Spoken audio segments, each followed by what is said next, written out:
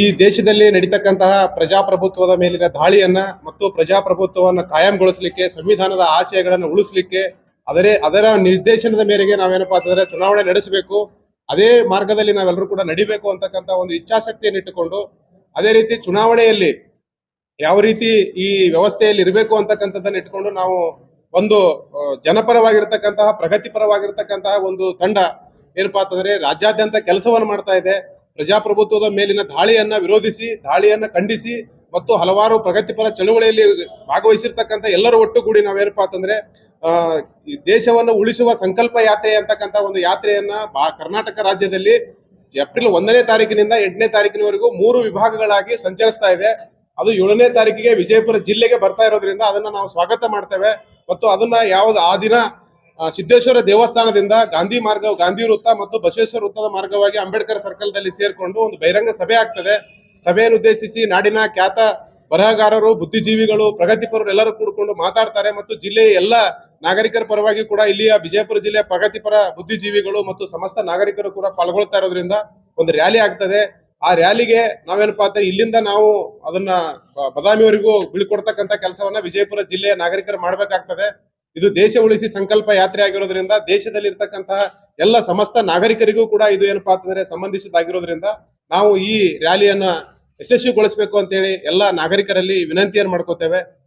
ಮತ್ತೆ ಇನ್ನೊಂದು ಏನಪ್ಪಾ ಅಂತಂದ್ರೆ ಈ ರ್ಯಾಲಿಯಲ್ಲಿ ಕ್ರಾಂತಿ ಗೀತೆಗಳಿರ್ತವೆ, ಜನಪರವಾಗಿರ್ತಕ್ಕಂಥ ಗೀತೆಗಳಿರ್ತವೆ, ಜನಪರವಾಗಿರ್ತಕ್ಕಂಥ ಮಾತುಗಳಿರ್ತವೆ, ಈ ಸಂವಿಧಾನ ಉಳಿಸ್ಲಿಕ್ಕೆ ಬೇಕಾಗಿರ್ತಕ್ಕಂತಹ ಥೀಮ್ ಇರ್ತದೆ. ಅದೆಲ್ಲವೂ ಕೂಡ ರ್ಯಾಲಿ ಉದ್ದಕ್ಕೂ ನಾವೆಲ್ಲ ಅದನ್ನ ಕಾಣಬಹುದಾಗಿದೆ. ಈ ರ್ಯಾಲಿಯ ಉದ್ದೇಶ ಎಷ್ಟೇ, ಈ ದೇಶದಲ್ಲಿ ಮತ್ತು ಈ ರಾಜ್ಯದಲ್ಲಿ ಕೋಮುವಾದಿ ಶಕ್ತಿಯ ಏನು ಅಟ್ಟಹಾಸ ಇದೆಯೋ ಅದನ್ನ ನಾವು ಜನರಿಗೆ ತಿಳಿಸಬೇಕಾಗ್ತದೆ. ಎಲ್ಲರೂ ಕೂಡ ಕಡ್ಡಾಯವಾಗಿ ಮತದಾನ ಮಾಡೋದ್ರ ಮುಖಾಂತರ ನಾವು ಪ್ರಜಾಪ್ರಭುತ್ವವನ್ನು ಕಾಯಂಗೊಳಿಸಬೇಕಾಗ್ತದೆ. ಪ್ರಜಾಪ್ರಭುತ್ವದ ಮೇಲೆ ಆಗ್ತಾ ಇರ್ತಕ್ಕಂಥ ದಾಳಿಗಳನ್ನ ಜನರಿಗೆ ತಿಳಿಸಿ ಹೇಳ್ಬೇಕಾಗ್ತದೆ. ಆ ಕೆಲಸವನ್ನು ಪ್ರಜ್ಞಾವಂತ ನಾಗರಿಕರಾಗಿ ನಾವು ಕೆಲಸ ಮಾಡಬೇಕಾಗ್ತದೆ. ಆ ನಿಟ್ಟಿನಲ್ಲಿ ಈ ದೇಶ ಉಳಿಸಿ ಸಂಕಲ್ಪ ಯಾತ್ರೆ ನಡೀತಾ ಇದೆ. ಅದು ವಿಜಯಪುರ ಜಿಲ್ಲೆಗೆ ಬಂದಾಗ ಜಿಲ್ಲೆಯ ಸಮಸ್ತ ನಾಗರಿಕರಿಗೂ ಕೂಡ ಆ ಯಾತ್ರೆಯ ಮಹತ್ವವನ್ನು ತಿಳಿಸಬೇಕಾಗ್ತದೆ. ಆ ಕೆಲಸವನ್ನ ನಾವು ಮಾಡ್ಲಿಕ್ಕೆ, ಆ ಸ್ವಾಗತ ಮಾಡ್ಲಿಕ್ಕೆ ದೇಶ ಉಳಿಸಿ ಸಂಕಲ್ಪ ಯಾತ್ರೆ ವಿಜಯಪುರ ಜಿಲ್ಲಾ ಸ್ವಾಗತ ಸಮಿತಿ ಪರವಾಗಿ ನಾವು ಈ ಪತ್ರಿಕಾಗೋಷ್ಠಿಯನ್ನು ಕರೆದಿದ್ದೇವೆ. ತಾವು ಆ ದಿನ ಎಲ್ಲ ಪತ್ರಿಕಾ ಮಾಧ್ಯಮದ ಮಿತ್ರರು ತಾವೆಲ್ಲ ಬಂದು ಆ ವಿಷಯವನ್ನ ಮತ್ತು ಆ ರ್ಯಾಲಿಯನ್ನ ತಮ್ಮ ಜನಪ್ರಿಯ ಪತ್ರಿಕೆ ಮತ್ತು ಸುದ್ದಿ ವಾಹಿನಿಯಲ್ಲಿ ಪ್ರಸಾರ ಮಾಡಬೇಕು ಅಂತ ಹೇಳಿ ತಮ್ಮಲ್ಲಿ ವಿನಂತಿ ಮಾಡ್ಕೊಳ್ಳಿಕ್ಕೋಸ್ಕರ ಈ ಪತ್ರಿಕಾಗೋಷ್ಠಿಯನ್ನ ಇದನ್ನ ನಾವು ಕರೆದಿದ್ದೇವೆ. ಸಭೆ ಅಂಬೇಡ್ಕರ್ ವೃತ್ತದಲ್ಲಿ ಆಗ್ತದೆ. ಬೆಳಗ್ಗೆ 11 ಗಂಟೆಗೆ ರ್ಯಾಲಿ ಪ್ರಾರಂಭ ಆಗ್ತದೆ. 1 ಗಂಟೆ ಅಂದ್ರೆ 12 ಗಂಟೆಗೆ ನಾವು ಅಂಬೇಡ್ಕರ್ ಸರ್ಕಲ್ ನಲ್ಲಿ ಒಂದು ಬಹಿರಂಗ ಸಭೆಯನ್ನ ಆಯೋಜನೆ ಮಾಡಿದ್ದೇವೆ.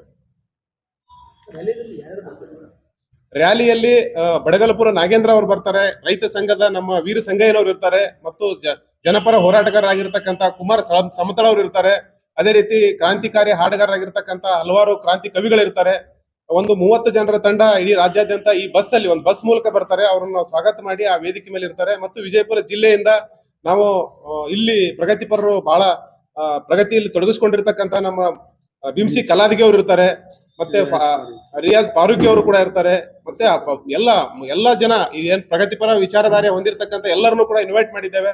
ಎಲ್ಲರೂ ಬರ್ತೀವಿ ಅಂತ ಹೇಳಿದ್ದಾರೆ. ಎಲ್ಲರೂ ಕೂಡ ಆ ವೇದಿಕೆಯ ಜೊತೆಲಿ ವೇದಿಕೆ ಹಂಚಿಕೊಳ್ಳಿಕ್ಕೆ ಬರ್ತಾರೆ. ಈ ದಿನ ಏನಪ್ಪಾ ಅಂತಂದ್ರೆ ಅವತ್ತು ನಾವು ವೇದಿಕೆಯಲ್ಲಿ ಒಂದು 100ರಿಂದ 200 ಜನ ಅನ್ಕೊಂಡಿದ್ದೇವೆ. ಅಷ್ಟು ಜನ ಇರಬಹುದು ಅಂತ ಹೇಳಿ ಕಾರ್ಯಕ್ರಮದ ರ್ಯಾಲಿಯಲ್ಲಿ ಮತ್ತು ಕಾರ್ಯಕ್ರಮದಲ್ಲಿ ಪಾಲ್ಗೊಳ್ಳಿಕ್ಕೆ 200 ಜನರಿಗೆ ನಾವು ಆಹ್ವಾನವನ್ನು ಮಾಡಿದ್ದೇವೆ. ಅಷ್ಟು ಬರ್ಬೋದು ಅಂತ ಅನ್ಕೊಂಡಿದ್ದೇವೆ ಸರ್.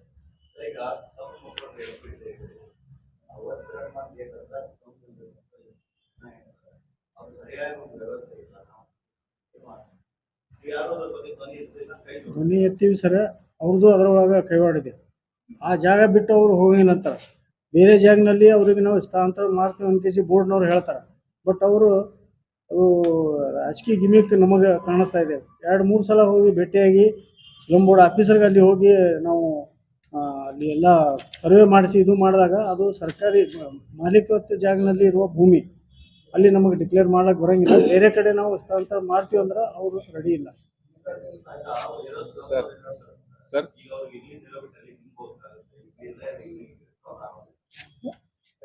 ಆದ್ರೆ ಮಾಲ್ಕಿ ಜಾಗನಲ್ಲಿ ನಮಗೆ ಡಿಕ್ಲೇರ್ ಮಾಡ್ಲಕ್ಕೆ ಬರಂಗಿಲ್ಲ, ನಾವು ಸವಲತ್ತು ಕೊಡ್ಲಕ್ಕೆ ಬರಂಗಿಲ್ಲ ಅಂತ ಬೋರ್ಡ್.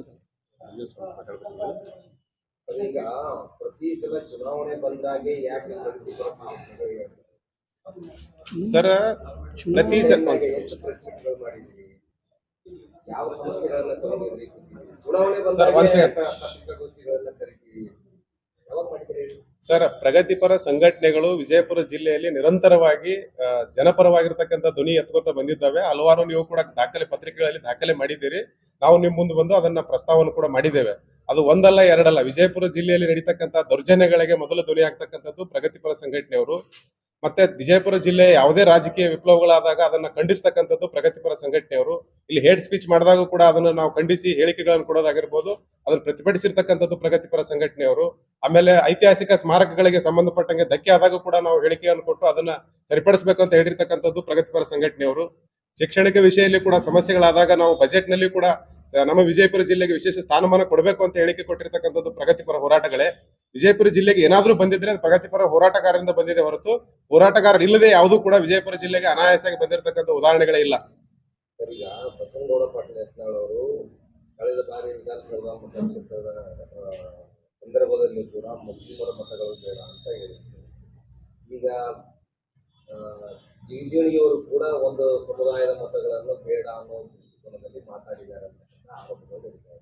ಇದ್ರ ಬಗ್ಗೆ ನಿಮ್ಮ ಪ್ರಗತಿಪರ ಸಂಘಟನೆಗಳು ಈ ರೀತಿ ಅಸಂವಿಧಾನಿಕ ರೀತಿಯಲ್ಲಿ ನಡೆದುಕೊಂಡಂತ ಬಿಜೆಪಿಯ ಪ್ರಮುಖವಾಗಿ ಎಷ್ಟೋ ಬಾರಿ ಸಂಸದರಾದವರು, ಎಷ್ಟೋ ಬಾರಿ ಶಾಸಕರಾದವರು, ಇವರು ಸಂಸದರಾದವರು ನೀವು ಅಸಂವಿಧಾನಿಕ ಪದಗಳನ್ನ ಬಳಕೆ ಮಾಡ್ತಾರೆ. ಇದ್ರ ಬಗ್ಗೆ ನೀವು ಯಾಕೆ ಪ್ರತಿಭಟನೆ ಮಾಡಿ? ಅದು ಪ್ರತಿಭಟನೆ ಮಾಡೋದಕ್ಕಿಂತ ಮುಂಚೆ ಅದಕ್ಕೆ ಉತ್ತರವಾಗಿ ರ್ಯಾಲಿಯಲ್ಲಿ ಸೇರಿರ್ತಕ್ಕಂಥ ಪ್ರಗತಿಪರ ವಿಚಾರಧಾರೆ ಹೊಂದಿರತಕ್ಕಂಥವ್ರು ಆ ದಿನ ಉತ್ತರ ಕೊಡ್ತಾರೆ. ಅದನ್ನು ನಾವು ವೇದಿಕೆ ಮೂಲಕ ಅದನ್ನು ಖಂಡಿಸಿ ಅಲ್ಲಿ ಹೇಳಿಕೆಗಳನ್ನ ನೀವು ನಿರೀಕ್ಷೆಯನ್ನು ಮಾಡಬಹುದು. ಎಷ್ಟು ಜನ ಬರ್ಬೋದು ಸರ್? 200 ಜನ ಅನ್ಕೊಂಡಿದ್ದೀವಿ ಸರ್. 200 ಜನ. ಬೆಂಗಳೂರಿನಿಂದ 30 ಜನ ಬರ್ತಾ ಇದ್ದಾರೆ ಸರ್. 200 ಜನ ಬರ್ತಾರೆ. 200 ಜನ ಸೇರಿಸ್ಲಾಗ ನಾವು ಇಲ್ಲಿ ನಾವು ಪ್ಲಾನ್ ಮಾಡಿವಿ. ಅಲ್ಲಿ ಬೆಂಗಳೂರಿನಿಂದ ಬರುವ ಬಸ್ನಲ್ಲಿ 30 ಜನ ಬರ್ತಾ ಇದ್ದಾರೆ.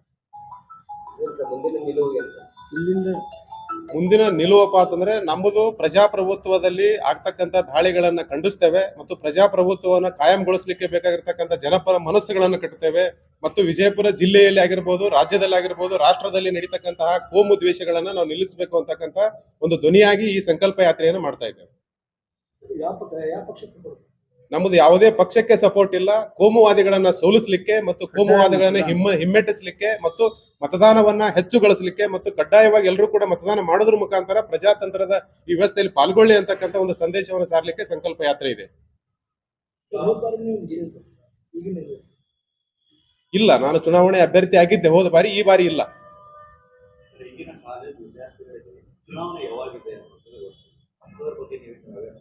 ನಾವು ಅವೇರ್ನೆಸ್ ಮಾಡ್ತಾ ಇದ್ದೀವಿ ಸರ್.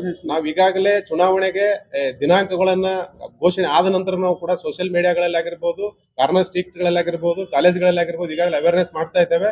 ನಮ್ಮ ಎದ್ದೇಳು ಕರ್ನಾಟಕದ ಸಹಭಾಗಿ ಸಂಘಟನೆ ಆಗಿರ್ತಕ್ಕಂಥ ದಲಿತ ವಿದ್ಯಾರ್ಥಿ ಪರಿಷತ್ ಕೂಡ ಈಗಾಗಲೇ ಹಾಸ್ಟೆಲ್ಗಳಲ್ಲಿ, ಕಾಲೇಜ್ಗಳಲ್ಲಿ ಆ ರೀತಿ ಒಂದು ಕ್ಯಾಂಪೇನ್ ಪ್ರಾರಂಭ ಮಾಡಿದೆ.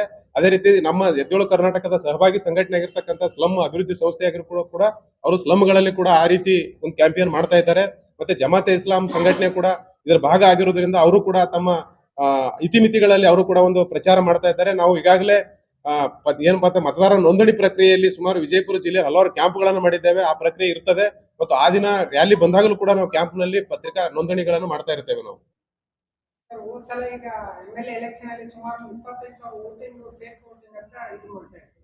ಈ ಸಲ ಕೂಡ ಅದೇ ತರದೊಂದು ನಡೀತಾ ಇದೆ ಅಂತ ಹೇಳ್ತಾರೆ. ಅದ್ರ ಬಗ್ಗೆ ನೀವು ಏನು ಅವೇರ್ ಮಾಡ್ತೀರಾ? ಅದು ನಡಿಬಾರ್ದು, ತಪ್ಪು. ಆ ರೀತಿ ಆಗ್ತಕ್ಕಂಥದ್ದು ಏನಪ್ಪಾ ಅಂತ ಸಂವಿಧಾನ ಬಾಹಿರ, ಅದನ್ನ ನಾವು ಖಂಡಿಸ್ತೇವೆ. ಅದು ಯಾರ ಎಲೆಕ್ಷನ್ ನಿಂತಾರೆ ಅವರು ಅದಕ್ಕೆ ಕೇರ್ ಆಗಿ ನೋಡ್ಕೋಬೇಕು. ಅದು ಮುಂದಿನ ನಮ್ಮ ಜಮಾತೆ ಇಸ್ಲಾಮಿಂದ ಮುಖಂಡರಾಗಿರ್ತಕ್ಕಂಥ ಹುಲಿಕಟ್ಟೆ ಸಾಹೇಬರು ಮಾತಾಡ್ತಾರೆ.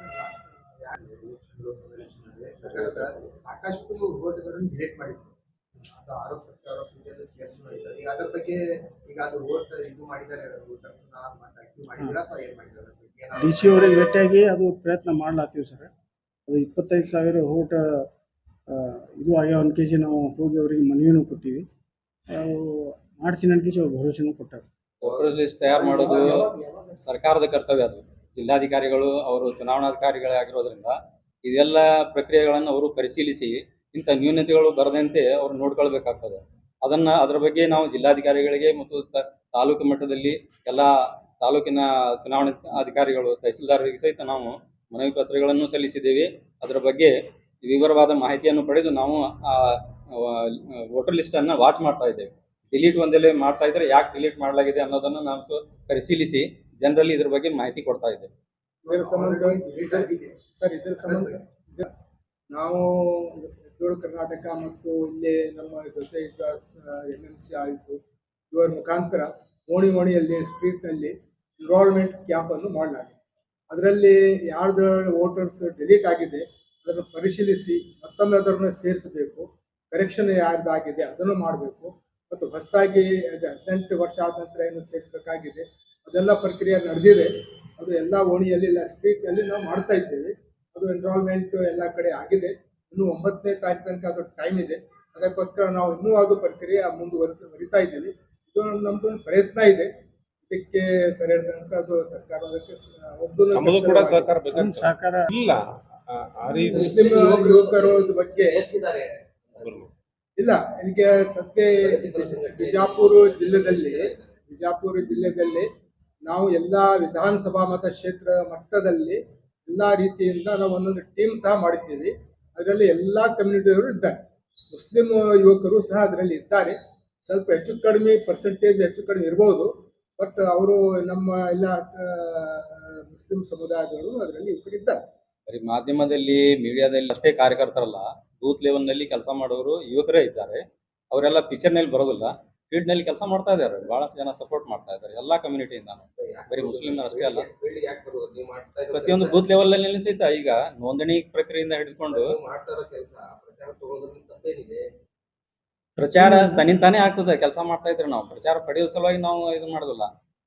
ಯಾಕಂದ್ರೆ ಇದು ಎದ್ದೇಳು ಕರ್ನಾಟಕ ಸಂಘಟನೆ ಏನಿದೆಯಲ್ಲ, ಯಾವುದೇ ಪಕ್ಷದ ಪರವಾಗಿ ಅಥವಾ ಯಾವುದೇ ಪಕ್ಷದ ವಿರುದ್ಧವಾಗಿ ಕೆಲಸ ಮಾಡ್ತಾ ಇಲ್ಲ.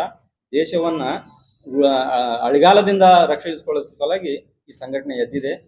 ಇದರಲ್ಲಿ ಎಲ್ಲಾ ಸಂಘಟನೆಯವರು ಇದರಲ್ಲಿ ಸಹಭಾಗಿಯಾಗಿದ್ದಾರೆ. ಈ ವಿಷಯವನ್ನ ಈಗ ಎಲ್ಲ ವಿಧಾನಸಭಾ ಮಟ್ಟದಲ್ಲಿ ಕ್ಷೇತ್ರದಲ್ಲಿ ನಾವು ಎಲ್ಲ ಟೀಮ್ ಮಾಡಿ ಇಲ್ಲಿ ವರ್ಕ್ಶಾಪ್ ಸಹ ನಾವು ಮಾಡಿದ್ದೀವಿ.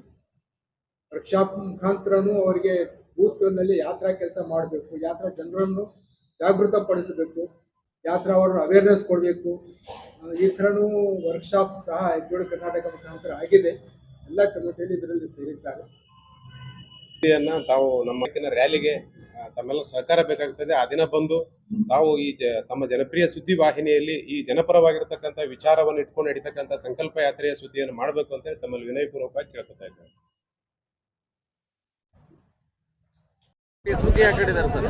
ಗುಂಡೂರಾವು ಹೆಚ್ಚು ಕಡಿಮೆ ಅವ್ರ ಮನೆಗೆ ಅರ್ಧ ಪಾಕಿಸ್ತಾನ ಐತಿ.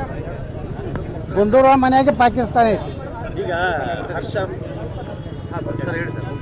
ಗುಂಡೂರಾವ್ ಮನೆಗೆ ಪಾಕಿಸ್ತಾನ ಅರ್ಧ ಅವ್ರದ್ದು. ಅದು ದೇಶ ವಿರುದ್ಧ ಹೇಳಿಕೆ ಕೊಡೋದು ಗುಂಡೂರಾವ್ ಚಟ ಆಗಿದೆ.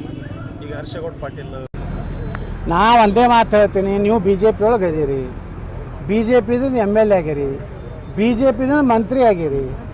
ಭಾರತೀಯ ಜನತಾ ಪಾರ್ಟಿ ನಿಮ್ಮ ಜೀವನದಾಗ ಎಂದೂ ಮಂತ್ರಿ ಆಗ್ತಿರಲಿಲ್ಲ. ನಿಮ್ಮದು ಉಪಕಾರ ಇದೆ, ನೀವು ಬಂದಿದ್ರಿಂದ BJP ಸರ್ಕಾರ ಆಗಿದೆ, ಅದನ್ನು ಅಲ್ಲಗಳಿದಿಲ್ಲ. ಆದರೆ BJPದು ದೊಡ್ಡ ಉಪಕಾರ ಇದೆ.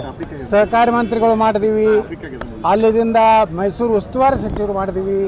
ಈ ಉತ್ತರ ಕನ್ನಡದಲ್ಲಿ ಶಿವರಾಮ್ ಹೆಬ್ಬಾರ್ ಮೊನ್ನೆ ಹೇಳಿ ಬಂದೇನೆ, ಉತ್ತರ ಕನ್ನಡದಲ್ಲಿ ನಿಮಗೇನಾರೆ ಈ ದೇಶ ಧರ್ಮ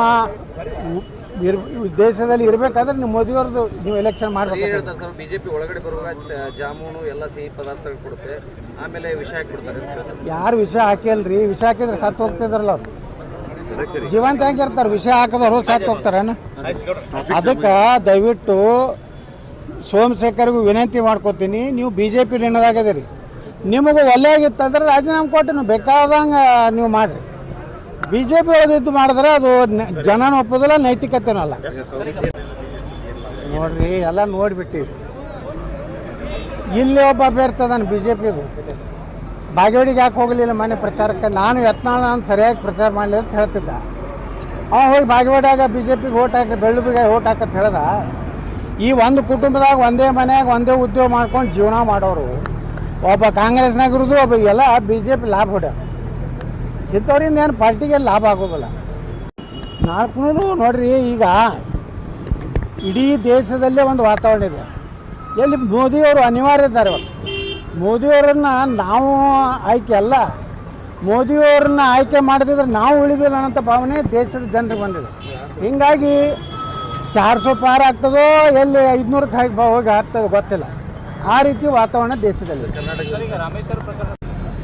ನಾವು ಒಂದೇ ಮಾತು ಹೇಳ್ತೀನಿ, ನೀವು BJP ಒಳಗೆ ಅದೀರಿ, BJPದಿಂದ MLA ಆಗಿರಿ, BJPದಿಂದ ಮಂತ್ರಿ ಆಗಿರಿ. ಭಾರತೀಯ ಜನತಾ ಪಾರ್ಟಿ ನಿಮ್ಮ ಜೀವನದಾಗ ಎಂದೂ ಮಂತ್ರಿ ಆಗ್ತಿರಲಿಲ್ಲ. ನಿಮ್ಮದು ಉಪಕಾರ ಇದೆ, ನೀವು ಬಂದಿದ್ರಿಂದ BJP ಸರ್ಕಾರ ಆಗಿದೆ, ಅದನ್ನು ಅಲ್ಲಗಳಿದಿಲ್ಲ. ಆದರೆ BJPದು ದೊಡ್ಡ ಉಪಕಾರ ಇದೆ. ಸಹಕಾರಿ ಮಂತ್ರಿಗಳು ಮಾಡಿದೀವಿ, ಅಲ್ಲಿದಿಂದ ಮೈಸೂರು ಉಸ್ತುವಾರಿ ಸಚಿವರು ಮಾಡಿದೀವಿ. ಈ ಉತ್ತರ ಕನ್ನಡದಲ್ಲಿ ಶಿವರಾಮ್ ಹೆಬ್ಬಾರ್ ಮನೆ ಹೇಳಿ ಬಂದೇನೆ, ಉತ್ತರ ಕನ್ನಡದಲ್ಲಿ ನಿಮಗೇನಾರೇ ಈ ದೇಶ ಧರ್ಮ ದೇಶದಲ್ಲಿ ಇರಬೇಕಾದ್ರೆ ನೀವು ಮೋದಿಯವ್ರದ್ದು ನೀವು ಎಲೆಕ್ಷನ್ ಮಾಡಬೇಕು. ಹೇಳ್ತಾರೆ ಸರ್, ಬಿಜೆಪಿ ಒಳಗಡೆ ಬರುವಾಗ ಜಾಮೂನು ಎಲ್ಲ ಸಿಹಿ ಪದಾರ್ಥಗಳು ಕೊಡುತ್ತೆ, ಆಮೇಲೆ ವಿಷ ಹಾಕಿಬಿಡ್ತಾರೆ ಅಂತ ಹೇಳ್ತಾರೆ. ಯಾರು ವಿಷ ಹಾಕಿಲ್ರಿ? ವಿಷ ಹಾಕಿದ್ರೆ ಸತ್ತು ಹೋಗ್ತಿದ್ರಲ್ಲ ಅವ್ರು. ಜೀವಂತ ಹೆಂಗಿರ್ತಾರೆ? ವಿಷ ಹಾಕಿದವರು ಸತ್ತು ಹೋಗ್ತಾರೇನು? ಅದಕ್ಕೆ ದಯವಿಟ್ಟು ಸೋಮಶೇಖರ್ಗೂ ವಿನಂತಿ ಮಾಡ್ಕೋತೀನಿ, ನೀವು BJP ಋಣದಾಗದಿರಿ. ನಿಮಗೆ ಒಳ್ಳೆಯಾಗಿತ್ತಂದ್ರೆ ರಾಜೀನಾಮೆ ಕೊಟ್ಟು ನೀವು ಬೇಕಾದಂಗೆ ನೀವು ಮಾಡಿರಿ. BJP ಒಳಗಿದ್ದು ಮಾಡಿದ್ರೆ ಅದು ಜನನ ಒಪ್ಪೋದಿಲ್ಲ, ನೈತಿಕತೆನೂ ಅಲ್ಲ. ನೋಡ್ರಿ ಏನಾಗ್ತೈತಿ, ಅವರು ಮೊಬೈಲ್ ವ್ಯಾಪಾರಿಗಳು ಇರ್ತಾರೆ, ಅವ್ರ ಬಳಿ ಯಾರು ಗಿರಾಕಿ ಬಂದಿರ್ತಾರೆ ಏನು ಗುರ್ತಾ? ಆ BJP ಇರಲಿ ಕಾಂಗ್ರೆಸ್ ಇರಲಿ ಯಾರೇ ಇರಲಿ, ಈಗ ಅವನ ತನಿಖೆಗೆ ನಾನು ಎಲ್ಲ ರೀತಿ ಸಹಕಾರ ಮಾಡ್ತೀನಿ ಅಂತ ಹೇಳಿದ್ದಾನೆ, ಸಮಸ್ಯೆ ಇಲ್ಲ. ಇದನ್ನ ಫೇಸ್ಬುಕ್ ಹಾಕಿದ್ದಾರೆ.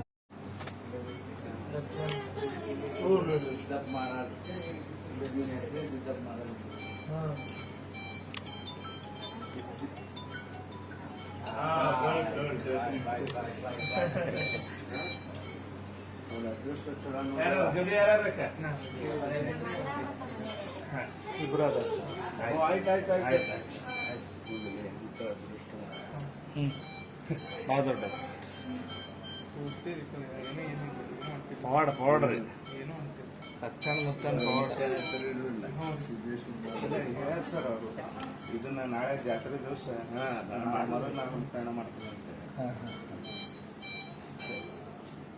ಬಾಯ್.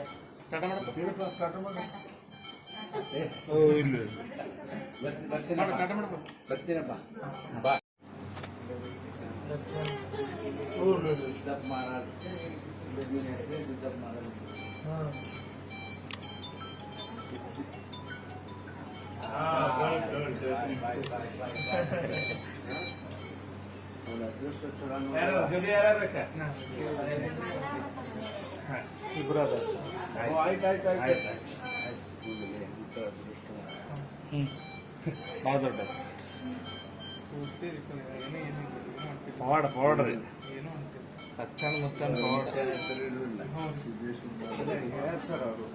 ಇದನ್ನ ನಾಳೆ ಜಾತ್ರೆ ದಿವಸ ಮೊದಲು ನಾನು ಪ್ರಯಾಣ ಮಾಡ್ತೀನಿ.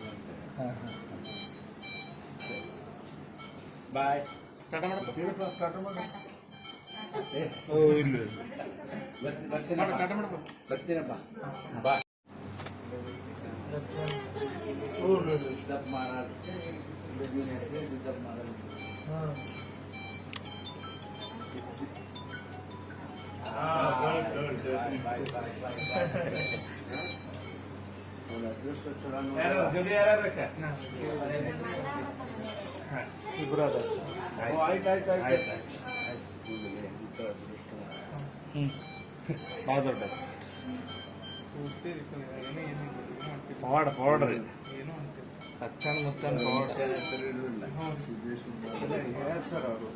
ಇದನ್ನ ನಾಳೆ ಜಾತ್ರೆ ದಿವಸ ಮೊದಲು ನಾನು ಪ್ರಯಾಣ ಮಾಡ್ತೀನಿ. ಬಾಯ್.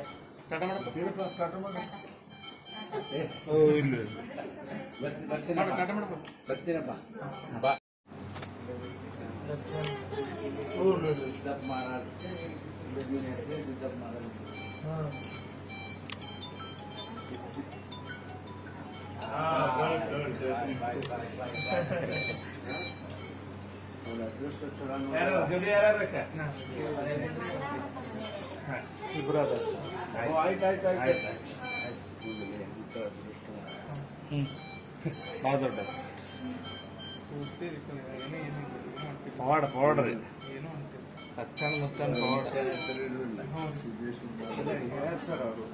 ಇದನ್ನ ನಾಳೆ ಜಾತ್ರೆ ದಿವಸ ಮೊದಲು ನಾನು ಪ್ರಯಾಣ ಮಾಡ್ತೀನಿ. ಬಾಯ್.